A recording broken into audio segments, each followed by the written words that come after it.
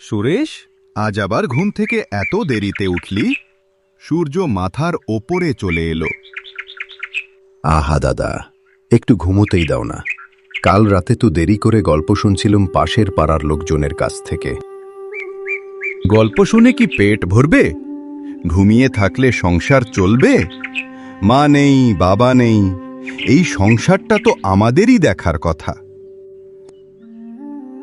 হ্যাঁ দাদা, জানি, কিন্তু তুমি তো আছো। তুমি না থাকলে হয়তো চিন্তা করতাম। এই কথাটাই তো সমস্যা। তুই সব দায়িত্ব আমার কাঁধে চাপিয়ে নিশ্চিন্তে থাকতে চাস। সংসার কি একার উপর চলে? দাদা, তুমি আমার বড়। তোমার শক্তি আছে, বুদ্ধি আছে। আমি তো তেমন কিছু পারি না। পারিস না মানে? চেষ্টাই করিস না। চেষ্টাহীন মানুষকে কেউ সাহায্য করে না। তুমি সবসময় এত কঠিন কথা বলো দাদা। আমি যদি গিয়ে মাঠে কাজ করি, তুমি কি খুশি হবে? আমি খুশি হব না, সংসার খুশি হবে। আমাদের ঘরে দুবেলা ভাত জুটবে। আমি চাই তুই নিজের পায়ে দাঁড়া। দাদা, মাঝে মাঝে মনে হয় তুমি আমায় ভালোবাসো না। একথা বলিস না সুরেশ। আমি তোকে পৃথিবীর যে কারো চেয়ে বেশি ভালোবাসি। ভালোবাসি বলেই রাগ করি। চাই না তুই ভুল পথে হাঁটিস। তাহলে আমাকে শেখাও দাদা, আমি কেমন করে তোমার মতো হব? নিজের স্বপ্নকে ছোট করিস না। প্রথমে ছোট কাজ দিয়ে শুরু করো।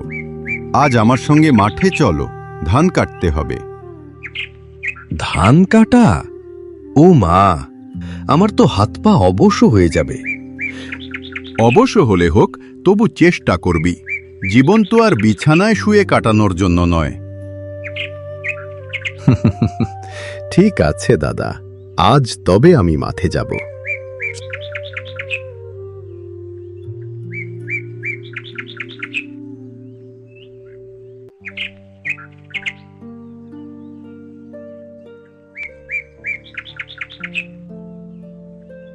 দেখ, এখানে কত মানুষ কাজ করছে।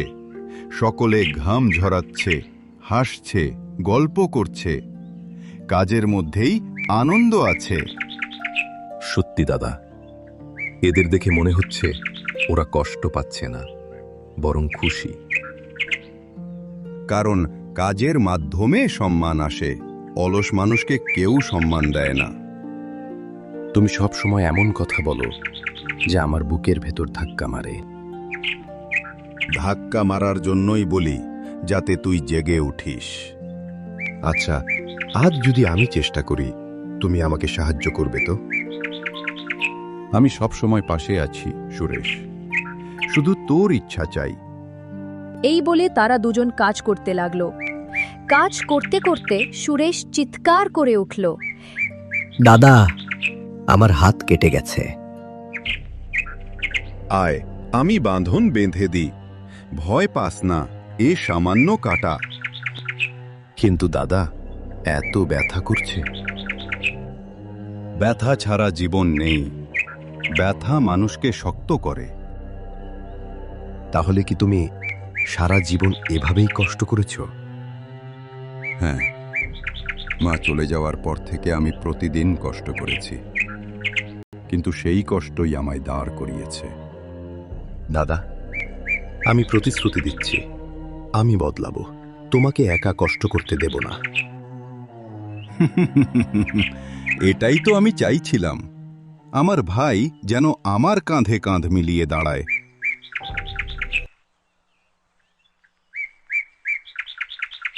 বিকেলে যখন রাকেশ ও সুরেশ বাজার থেকে ফিরছিল, তখন গ্রামের এক প্রতিবেশী বলে উঠল, আরে রাকেশ, কেমন আছিস? আজ তো তোর ভাইকে মাঠে দেখলাম। হ্যাঁ মহেশ, আজ থেকে ও কাজ শুরু করেছে। বাহ, দারুণ তো। এতদিন শুধু গল্পগুজব করত, এখন বুঝি মানুষ হবে। দাদা, দেখলে তো, গ্রামের লোকও খুশি হয়েছে। হ্যাঁ, কিন্তু মনে রাখিস, আজ একদিন মাঠে গেলেই সবাই তোর প্রশংসা করবে না। নিয়মিত হতে হবে। বুঝেছি দাদা। রাকেশ, তোমার সঙ্গে একটু কথা ছিল। বলুন কাকু। গ্রামে একটা ঝামেলা হয়েছে।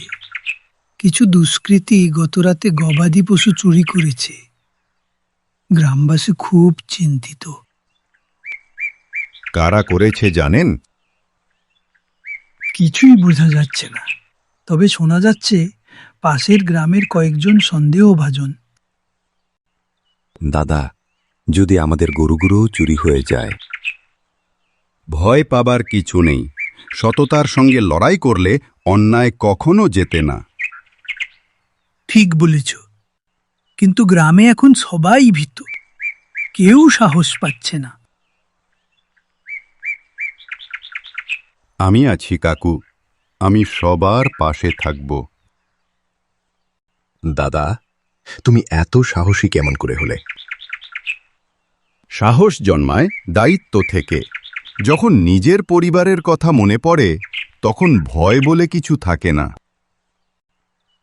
আমি কি পারবো একদিন তোমার মতো হতে? নিশ্চয়ই পারবি। শুধু মনের ভেতর থেকে প্রতিজ্ঞা কর, কোনো দিন মিথ্যে বলবি না, অন্যায় করবি না। দাদা, আমি প্রতিজ্ঞা করছি